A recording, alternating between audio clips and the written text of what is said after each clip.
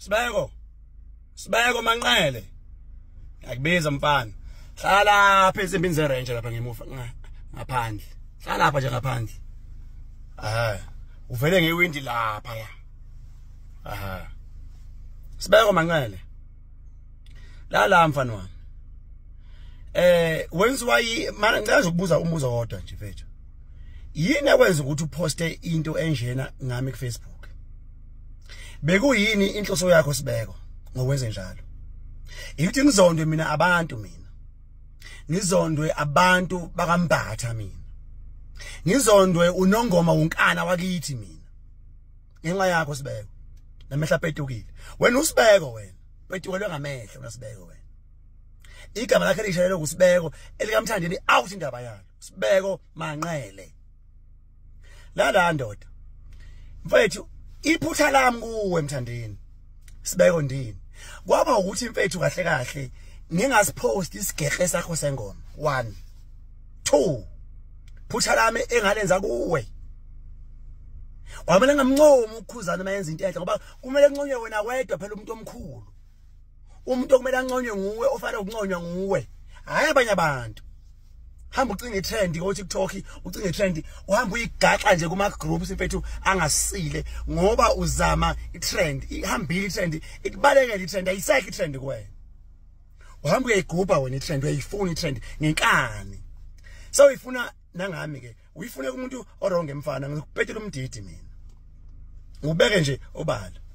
Ake sithi ke Sibeko, babeqambela amanga ukuthi waba yinja kumkhathazi nanomroza. Ake sithi Sibeko kwangamampunge ukuthi mfethu wena wathuka umjigs. Ake sithi mfethu futhi nalabo futhi babeqambela nje amanga ukuthi wena uyabona wahushwa nje igube la khupha ngemvubu lawo futhi wangamampunge is fine. Ake sithi le ndaba kaNgelovi nayo futhi kwangamanga. Yes siyavuma ke kwangamanga. Ake sithi le ekazimdola futhi nayo kufika late emcimbini omenye kuwe ngenxa yabo futhi utshwala kwangamanga nayo. Into wafika wayikhipha kuyo ngami wena nansi. Umphikelana umufi uthi awumazi kwi-interview makuthiwa umufi akasekho emhlabeni. Umphikelana umufi ndoda. Wena ngolwesithathu mhla ka 4 December kwakuyisikhathi kwaku 738 wawungakhulumi nami nomufi wena. Uthi ingane yabantu. Hey, ngikhumbula kahle wathi ayenza ivideo yenze no live. Same time umufi wenza u live. Sathi mase icall yami nawe yaphela ngabo 7:55 kanje. Yezwe indaba.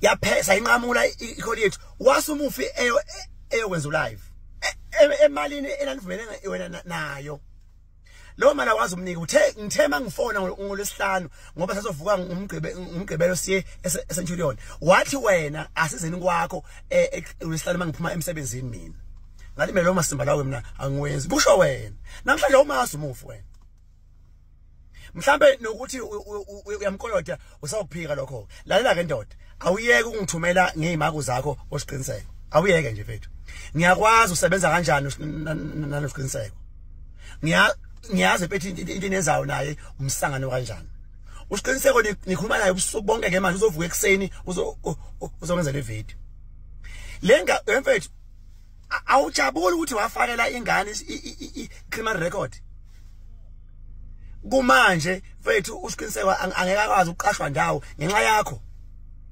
Ingane ine criminal record yenzelwa nguwe ngoba ihleli nje impilo yakhe imile akhile impilo ibhashwe udakeni uhappy wena udokotela yonke ubhizo umembulela ugadlaza amateki into enkulu ongaka usazi 19 into engathi ikhandwe ngoflower neyeast uhappy bohamba bekubone mina ngeke from ungithinte ngisho ngathi mina sibeka ngikusabi ngayo yonke into angiwela nje ngikusabi wena futhi I will never be intimidated by you.